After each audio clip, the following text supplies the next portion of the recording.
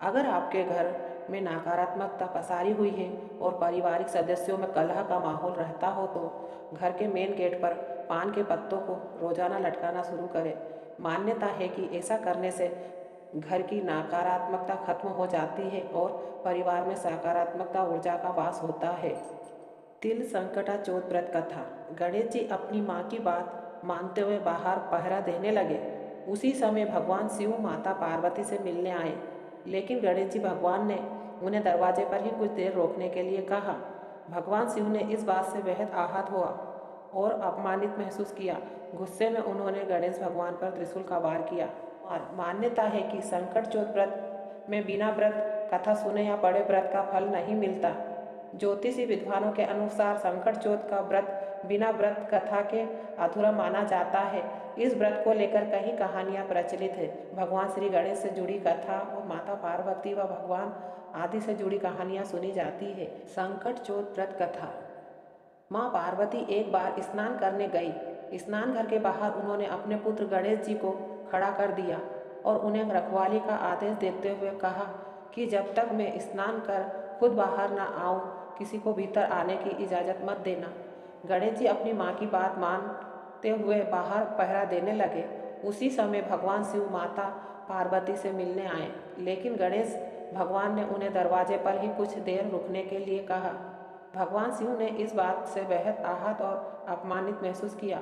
गुस्से में उन्होंने गणेश भगवान पर त्रिशूल का वार किया, जिससे उनकी गर्दन दूर जा गिरी। स्नान घर के बाहर शोरगुल सुनकर जब माता पार्वती बाहर आई तो देखा कि गणेश जी की गर्दन कटी हुई है। ये देखकर वो रोने लगी और उन्होंने शिव जी से कहा कि गणेश जी के प्राण फिर से वापस कर दे। इस पर शिव जी ने एक हाथी का सिर लेकर गणेश जी को लगा दिया। इस तरह से गणेश भगवान को दूसरा जीवन मिला। तभी से गणेश की हाथी की तरह सूंड होने लगी। तभी से महिलाएं बच्चों की सलामती के लिए माघ माह के कृष्ण पक्ष की चतुर्थी को गणेश चतुर्थी का व्रत करने लगी।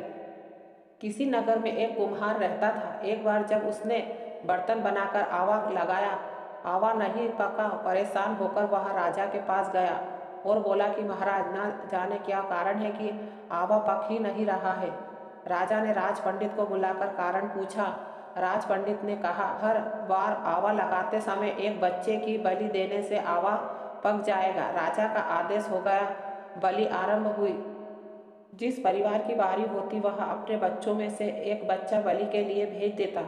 इस तरह कुछ दिन बाद एक बुढ़िया के लड़के की बारी आई। बुढ़िया के एक ही बेटा था तथा उसके जीवन का सहारा था। वह पर राज आज्ञा कुछ नहीं देखती। दुखी बुढ़िया सोचने लगी, मेरा एक ही बेटा है, वह भी संकट के दिन मुझसे जुदा हो जाएगा। तभी उसको एक उपाय सूझा। उसने लड़के को संकट की सुपारी तथा दूब का बीड़ा देकर कहा, भगवान का नाम लेकर आवा में बैठ जाना, संकट माता तेरी रक्षा करेगी। संकट के दिन बालक आवा में बैठा दिया गया और बुढ़िया संकट माता के सामने बैठकर पूजा प्रार्थना करने लगी। पहले तो आवा पकने में कई दिन लग जाते थे, पर इस बार संकट माता की कृपा से एक ही रात में आवा पक गया। सवेरे कुम्हार ने देखा तो हैरान हो गया। आवा पक गया था और बुढ़िया का बेटा जीवित व सुरक्षित था। संकट माता की कृपा से नगर के अन्य बालक भी जी उठे। यह देखकर नगरवासियों ने माता संकट की महिमा स्वीकार कर ली। तब से आज तक संकट माता की पूजा और व्रत का विधान चला आ रहा है।